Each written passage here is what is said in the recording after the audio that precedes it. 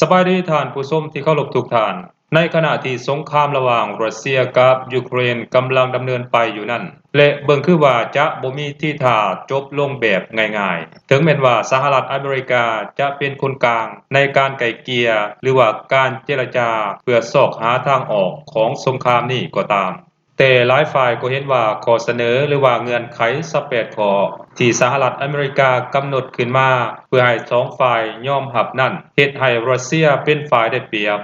เพราะฉะนั้นมีหลายชาติทั้งใน EU และ NATO จึงบ่เห็นดีเห็นงามกับข้อเสนอของสหรัฐอเมริกา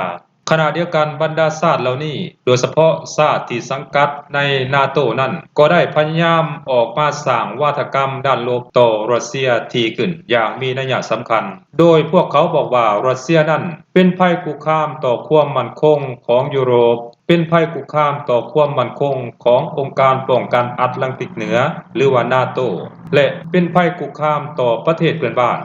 พวกเขาบอกว่าทั้ง EU และ NATO นั้นต้องบังคับรัสเซียให้ยอมจำนนต่อพวกเขาให้ได้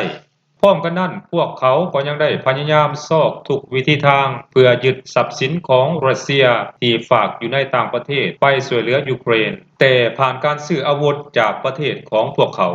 หมายความว่าเงินรัสเซียที่พวกเขายึดไปนั้นก็จะถูกนำไปซื้ออาวุธและประเทศที่ผลิตอาวุธก็จะเป็นคนได้เม็ดเงินดังกล่าวนั้นไปบ่แม่นประเทศยูเครนแต่อย่างใดยิ่งไปกว่านั้นก็มีนายพลระดับสูงในองค์การป้องกันแอตแลนติกเหนือหรือว่า NATO ก็ยังได้ออกมาเปิดเผยว่าพวกเขาได้มีการประชุมกันเกี่ยวกับแนวทางในการรับมือกับกองทัพของรัสเซียโดยนายพลคนนี้ได้เปิดเผยว่าทฤษฎีในการลงมือโจมตีรัสเซียก่อนได้ถูกนำมาพิจารณาอีกครั้งหนึ่งโดยพวกเขาให้เหตุผลว่าเพื่อเป็นการป้องกันตนเองสิ่งที่นายพลคนนี้ขององค์การป้องกันแอตแลนติกเหนือหรือว่า NATO ได้ออกมาเปิดเผยนั้นมันได้แสดงให้พวกเขาเห็นว่าทั้ง EU และ NATO นั้นเห็นรัสเซียเป็นศัตรูมาโดยตลอดพวกเขาบ่ได้แนมรัสเซียในฐานะเป็นประเทศเพื่อนบ้านหรือเป็นประเทศเพื่อนมิตรแต่อย่างใดกงกันข้ามกับรัสเซีย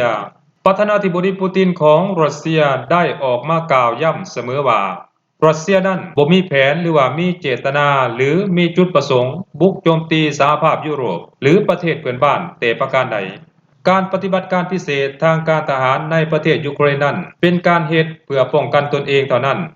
เมื่อรัสเซียบรรลุจุดประสงค์เป้าหมายแล้วรัสเซียก็จะหยุดเซาการปฏิบัติการพิเศษทางการทหารในประเทศยูเครนทันทีอันนั้นคือมุมมองระหว่างรัสเซียกับแกนนำของสหภาพยุโรปก็คือบรรดาประเทศในองค์การ NATO นั่นเองท่านผู้ชมซึ่งพวกเราจะสังเกตเห็นว่าระหว่าง2ฝ่ายนี้มีมุมมองที่แตกต่างกันอย่างสิ้นเชิงท่านผู้ชมส่วนว่าสถานการณ์ความคืบหน้าของสงครามระหว่างรัสเซียกับยูเครนจะพัฒนาไปในทิศทางใดนั้นอย่าลืมท่านผู้ชมกรุณารอท่าติดตามรับชมรับฟังไปพร้อมๆกันข้าพเจ้าจะพยายามนำเอาข้อมูลข่าวสารต่างๆมาอัปเดตให้บรรดาท่านได้รับชมรับฟังนำกันสำหรับตอนนี้หมดลงเพียงเท่านี้สบายดี